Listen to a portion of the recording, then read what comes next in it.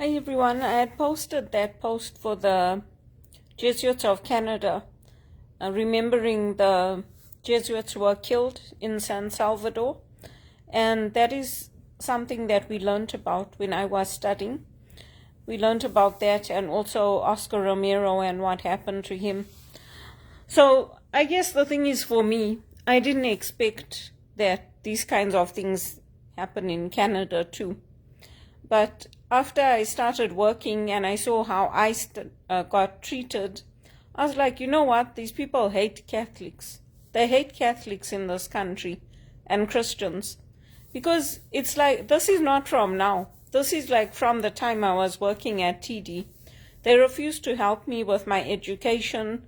They refused to help with any kind of financial support, whether it was for my HR designation or for my studies in theology. And then after they let me go, they didn't help to open any doors for me.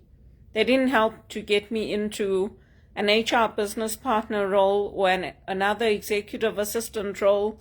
They always brought me in on contract and project execution, where it's like at the end of the contract, and they said, oh yeah, don't worry, we're going to help you, we're going to make you permanent, or we're going to give you a 2-year contract, and they didn't. And the things they did let me go for, sometimes it was other people who made mistakes, other times it was work shortages. One time at CIBC, this Polish man decided he didn't like my approach. And he told me, also my wife is going through a very hard time, she had cancer, and I just can't take the pressure. I said, so you're firing me? And he's like, yeah, I just don't want you here. So I was like, you know what? That's not fair to me. And he's like, I just decided that, and I said to him, why don't you take leave or something? He's like, no, I made the decision already and we're not keeping you on the team. I decided I need to cut the head count. So I was like, you know what? This is not, when I took all those courses, and I watched the movies and I heard about all these teachings from Mary Jo Leddy and all of them, I didn't expect to have to go through it in Canada. They did it to me. They were tapping my calls. I could hear that ping on the end of my phone. I had a landline when I was at Rosewell Gardens. And my phone was getting hot, my cell phone. I was like, you know what? There's something wrong here. And then later on at Rosewell Gardens, they told me, no, there was an investigation into the condos because there was a problem on the board and they used subpar building materials when they did the work. So there was a big investigation. I was like, oh my God. So, you know, they don't tell you, they tell you afterwards when everything is over what was happening. I was like, you know what? You don't really think about the Christian journey. Like when Christ tells us that we are going to be persecuted and they're going to accuse us falsely and all these things are going to come against us. You think, yeah, okay, it's only going to happen like in San Salvador and those places, like where there's communist governments. Because I watched a lot of movies on YouTube about how in China, they have people followed, they have them tracked, and like even the women, if they're going out to pray, they get together in small groups in people's homes. They have them tracked and how they get into trouble with the government and their families. The same thing's happening here. The same thing, because there's a lot of communist infiltration now in Canada and a lot of socialism in these countries. In fact, people are better off in Africa. They're better off. But even there, like when I went back, I think it's over 8 years ago now, they were telling me at the churches where I went, they said like the young people are not coming to church anymore. It's very hard to get them.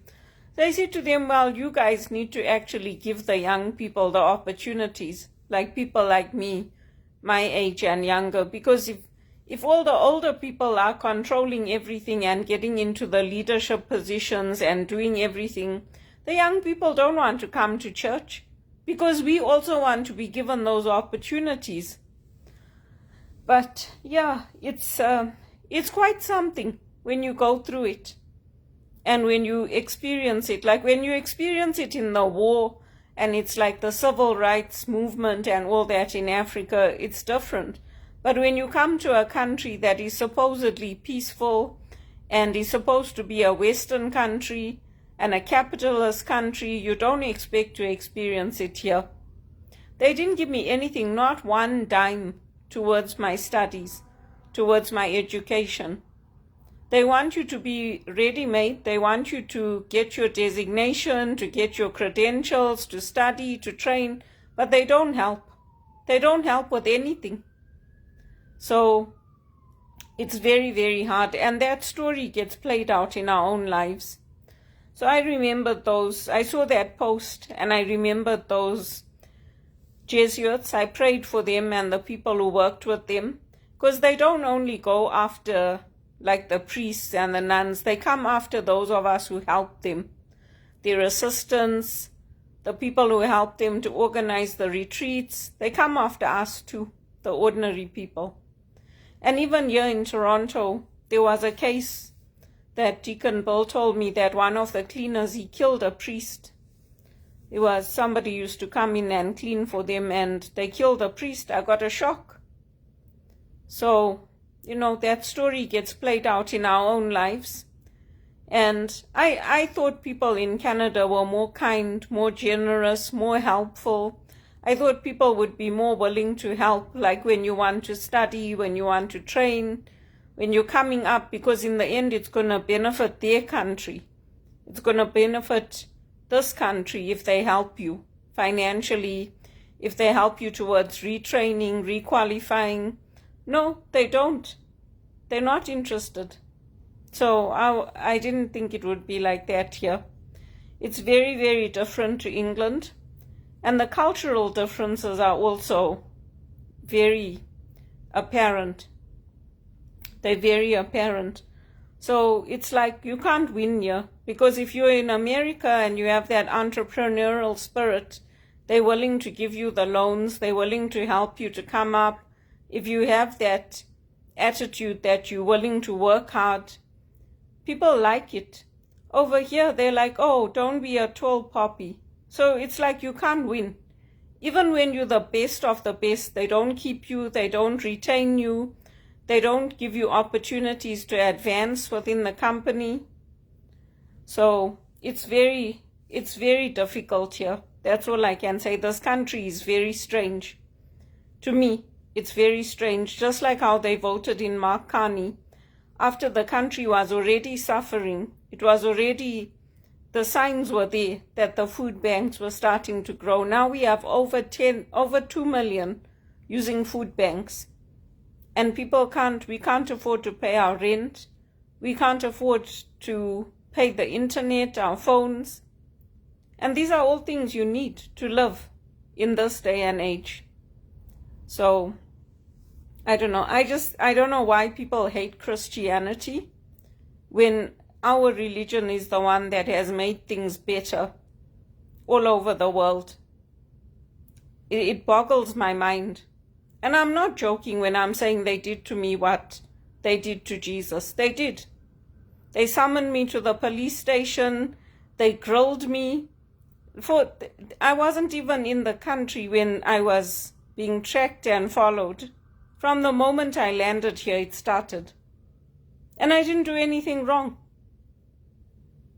So, it's ridiculous. And then even like David from the One Campaign was saying, how come there's all these big churches and everything in Africa? Because they look after them. It's not like here. If you're a teacher, if you're a spiritual director, if you're somebody that's helping the next generation to come up, they look after you. They make sure that you have a house, that you have a place to live, that you are taken care of through the church or through the community. Not here. Not here. So it's not the way it looks from the outside. It's very, very hard here. And it's like, even if I ask even for $500, they won't give it. The conferences here cost thousands to renew your HR dues, to work in the interest of the public, you think they'd want that? Oh no, cover it under, put it under the rug. We don't wash our dirty laundry in public. That's what Linda Cruz told me. Well, until the journalists find out, and then everybody has to say sorry. But when people like me step up and come forward and we need a little bit of help, they're not willing to help. They're not willing. Even when my mother told me, oh, write to Roger Federer, write to Rafa Nadal, write to Bono, I wrote to all of them for her. Nobody helped. St. Vincent de Paul Society, nobody helped. So no one can blame me. It's very humiliating to be put into social services and to not have work when you're more than capable of working. That's what I say. I'm very serious when I say I would have died on the job there, because I was getting nosebleeds that were at least an hour long each time.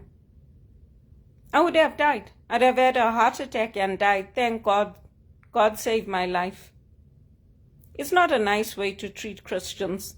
And I don't know why there's a hatred for us in this country. They obviously think the Muslims are better than us. They hate us. And what do? We only do good. When people do horrible things, when they take drugs, when they are abusing, when they're doing crime, they're getting all the support. What kind of rubbish is it?